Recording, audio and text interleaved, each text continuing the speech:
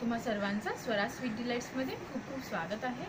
आज मी घेऊन आली आहे स्पेशल रेसिपी, ती म्हणजे गोडाची आहे आणि सणावाराला ही खूपच प्रसिद्ध आहे।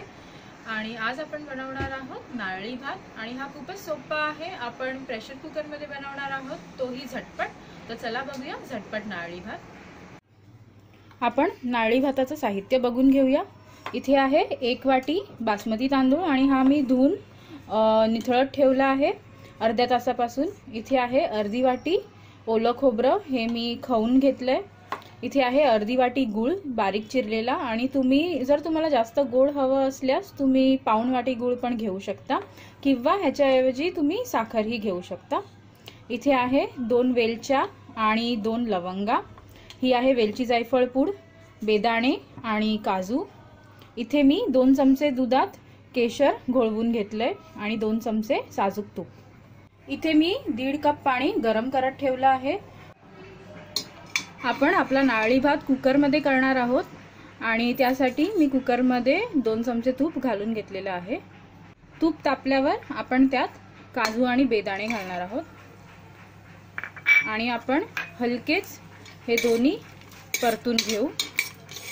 इथे तुम्ही पाहू शकता काजू आणि बेदाण्याचा रंग बदलला आहे आणि आता आपण हे सर्व एका वाटीत काढून घेऊ।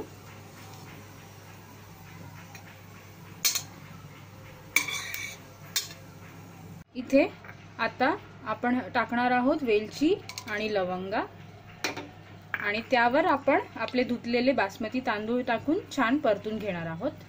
आता आपण हे छान परतून घेऊया 2 मिनिटं। आता हा भात छान परतल्यावर आपण ह्यात घालणार आहोत ओलं खोबरं,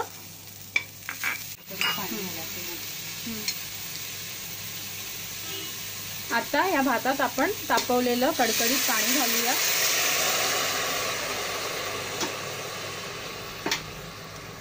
थोडंसं मीठ घालते चवीनुसार, जेणेकरून या भाताला एक छान चव येईल।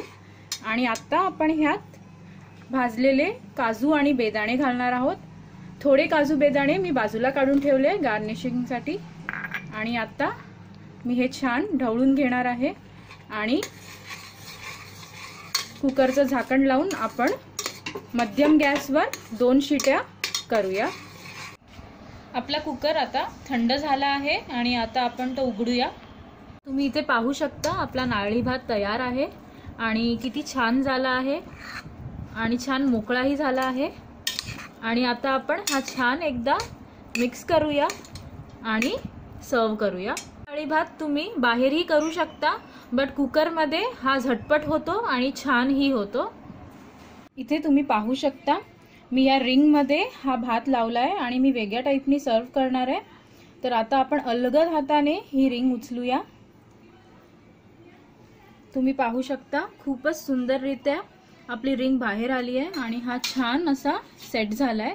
आता ह्याच्यावरती मी उरलेल्या काजू आणि बेदाण्यांनी थोडंसं डेकोरेशन करून घेणार आहे। तुम्ही इथे पाहू शकता आपण काजू आणि बेदाण्यांनी छान ह्याला डेकोरेशन करून घेतलंय आणि आता आपण हा नैवेद्य म्हणून सर्व करूया।